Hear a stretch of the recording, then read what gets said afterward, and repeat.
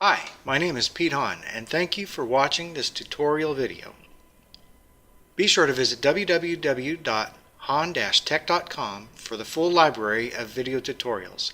I hope this video increases your knowledge and helps you become more efficient with this topic, whether for home or work. Please support this channel by sharing these videos with your friends and colleagues. This series will demonstrate how to resolve many of the most common spreadsheet issues. This is part 1 of 3 and focuses on formula-related issues. You will learn the safest way to exit a cell after editing a formula, how to avoid and repair formulas with external references. You will get a crash course in relative versus absolute references and learn why this is an essential tool. You will see a brief example of a circular reference, which are to be avoided at all times. As a final topic, this video will demonstrate what occurs when you use the spacebar to remove data from cells, as well as how to detect and repair this error. We begin this section reviewing various ways of exiting a cell once the formula editing is complete. I first type in some sample data in rows 2 and 4 so we have something to write our formulas against. For cell D2, I enter an equation using a plus sign between each cell reference. I am intentionally leaving out the reference to cell C2. I plan to edit these formulas as part of the demonstration.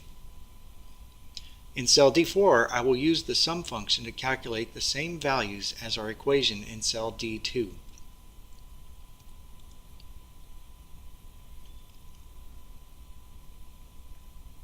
Now that the initial entry is complete, let's go back and edit each of these to include the cell reference in column C.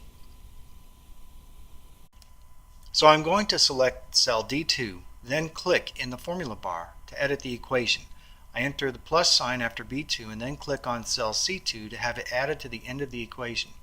So this equation should be complete now. But watch what happens if I try to exit cell D2 by clicking anywhere with the mouse. Let's assume I was going to next edit the formula in cell D4. So I click on D4 and watch as the equation I had been editing is now modified. And you can't just shake this loose by clicking haphazardly around the spreadsheet. So I click once again in cell C2 to correct my equation. Then I complete the edit and exit the cell by pressing the Enter key. Pressing the Tab key is another safe way to exit a cell you have been editing. Let's review this by selecting cell D4 and edit this equation to include a reference to cell C4. The key thing to remember is to always use either Enter or Tab to exit any cell you have been editing. As you can see, using the mouse to exit the cell can get you into trouble. If you get into one of these jams, don't lose your cool. Just click into the cell you want to reference and press Enter on your keyboard. You can also press Tab, depending on whether you want the focus to move down or right. Next, I will demonstrate the hazards of creating external references. It is often tempting to copy a formula from another spreadsheet and paste it into the one you are currently working. I will demonstrate by dragging another spreadsheet into view and copying a formula which calculates some of the interesting data located in a sheet named Source Data. This formula I am copying is an internal reference to another sheet within the same spreadsheet file.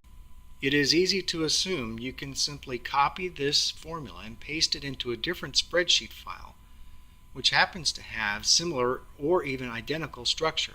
There is a safe way to do this, but I will not demonstrate that here to avoid confusion. I'll cover it in another tutorial. So here I'm pasting that formula from the other spreadsheet into our current project. But let's check to see if it's producing the result we intended.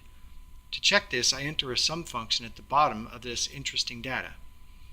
That total does not match the result produced by the formula we copied and pasted from the other spreadsheet.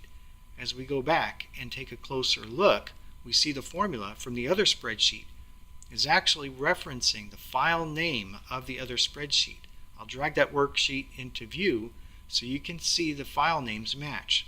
So we have unintentionally created a formula which references data external to this spreadsheet file. We need to create the formula so that it references internal data. I will now demonstrate how to do this. I begin by entering a sum function, then navigate to this sheet named Source Data. Then click and drag the range of cells, add closing parentheses, and press the Enter key. I'll update column E so it displays the formula in D10 and compare the external to the internal referenced formulas. Next on the list is relative versus absolute references. This is a more advanced topic and an entire tutorial could be done on this alone. You'll get a mini course on this topic as I demonstrate some common pitfalls of copying and pasting formulas within the same sheet. I will use the very familiar sum function here. I will use the range of cells consisting of C2 through C6 for the function's argument.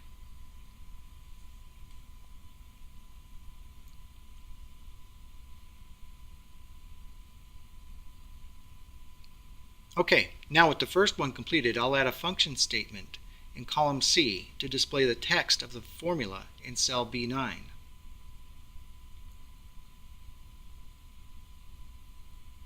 This will help you see the differences between the relative and absolute references in these formulas.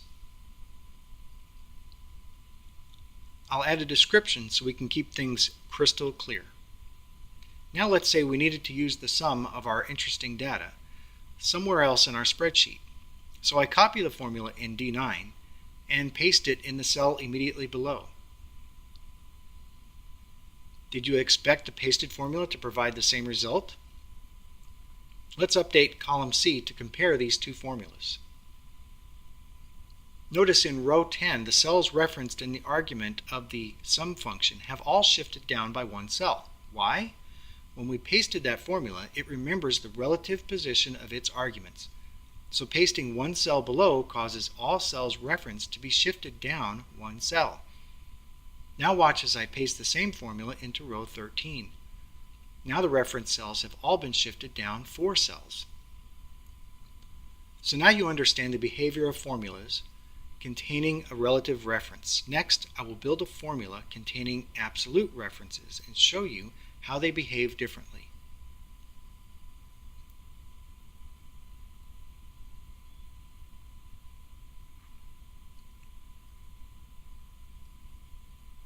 The initial setup is exactly the same.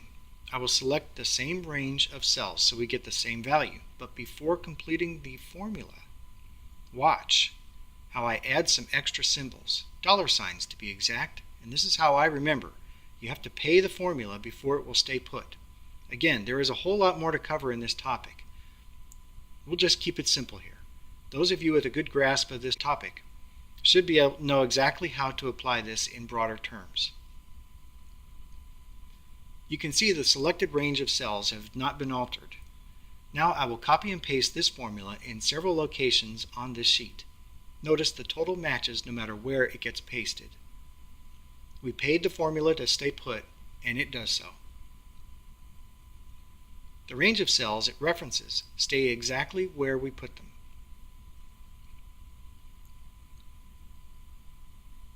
Make sure you understand up to this point. I am now going to demonstrate an even greater reason why this is such a powerful tool to have in your belt.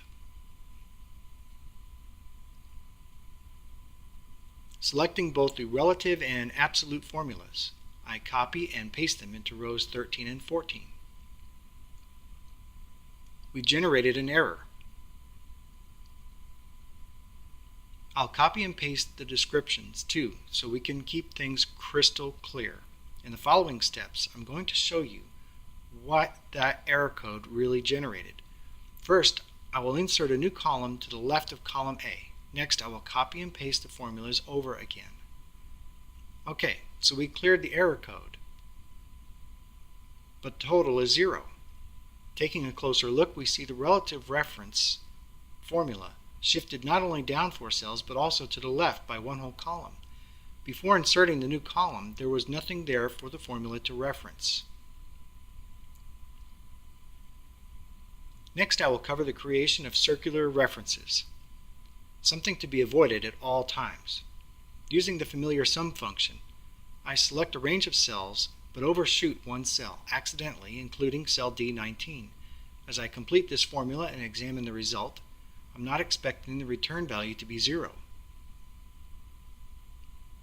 I previously had a return value of 6 for a similar formula. I need to make an adjustment to correct this. From the formula bar, I click and select the D19 referenced in the cell range and change it to C19. As I complete the edit by pressing the Enter key, we see the return value become 6 as expected. So just remember that you should never include the cell where the formula resides as a reference to any of its arguments. On to the next topic. I'll enter some source data for the next example. It's not always clear that any given cell is completely empty. There are many tricks I've learned in detecting the contents of cells, and here I will demonstrate one using the len function. I'm supplying the len function as the sum function's arguments. This is called formula nesting and is a topic for more advanced tutorials. There are going to be 3 len functions used. Each will be supplied a cell reference from our source data, A24, B24, and C24. The function counts the number of characters in its argument, so for this application we expect to have a return value of 3.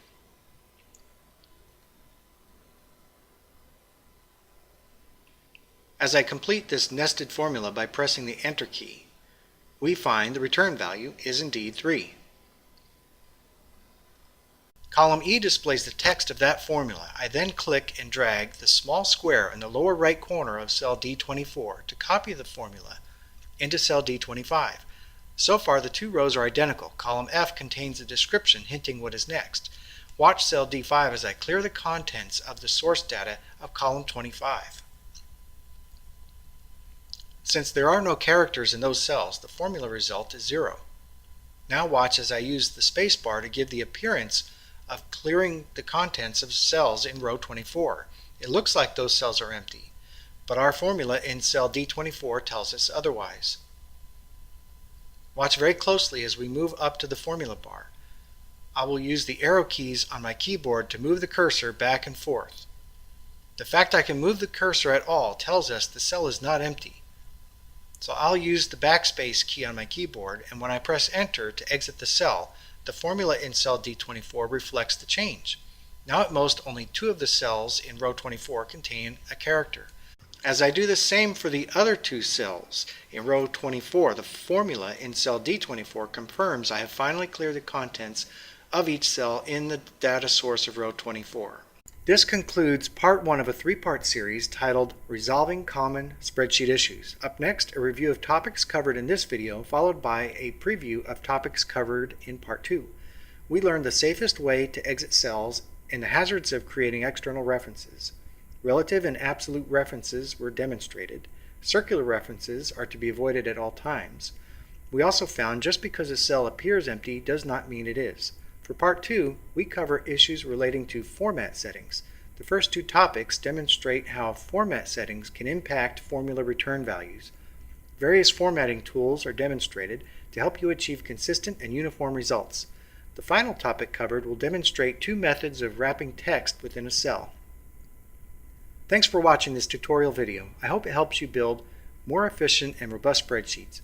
Be sure to visit www.hahn-tech.com for the full library of tutorials. Please support this channel by sharing these videos with your friends and colleagues. Be sure to subscribe to this channel to receive updates when new videos are published. Thanks and take care.